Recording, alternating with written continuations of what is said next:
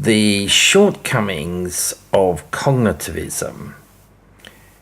Returning to Minsky's conceptual suitcase of consciousness, the next step down in the spectrum can be called the turn to biology or biological naturalism.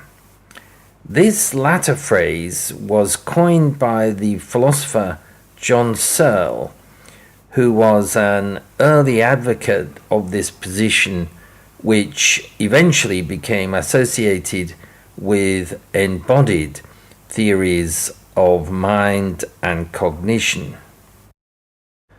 Searle focused his attack on the digital computer model of the human mind. His principal argument was that information processing is not enough for human understanding. What's missing from computers is what philosophers call intentionality, which is their term for the attribution of meaning to information, representations, and symbols.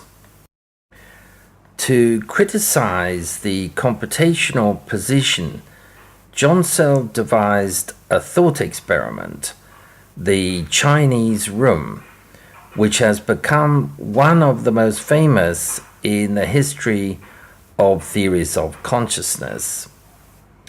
Messages in the form of sequences of Chinese ideograms are inputted on one side of the room. The operator inside the Chinese room does not speak Chinese in any conventional sense.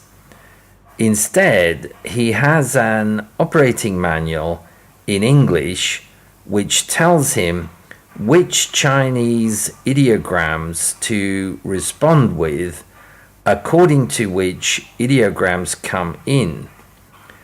This enables him to put together a response in the form of a different string of Chinese ideograms, which he outputs on the other side of the room.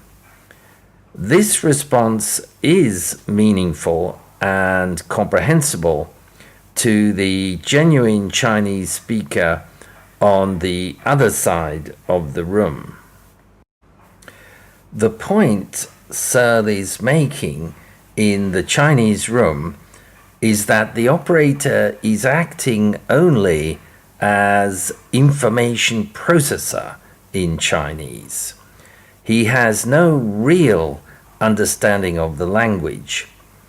By analogy, computers can simulate the human mind, but this needs to be clearly differentiated from recreating it. Searle points out that computers can simulate hurricanes, but the computer's hurricane won't blow you over or make you wet.